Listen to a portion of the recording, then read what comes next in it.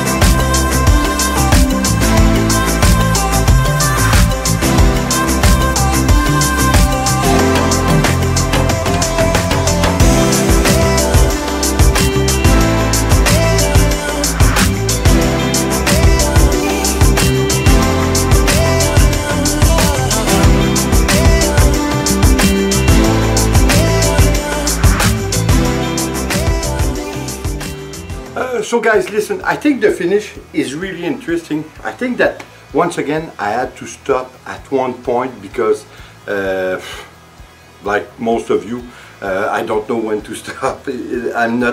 I'm never satisfied completely with what I see, so I go on and I go on, but eventually you have to stop, that's for sure. So I think I did stop at a nice place. I have to admit that I did put a little bit of black, a little bit more black, should I say, around the work, since again, because it was my canvas was not level, everything was going one way, so it defeated the purpose of what I wanted to achieve with this painting. But listen guys, I think it's a really nice painting still, even if there's not a lot of black on the side to define the work. I think it defined it enough.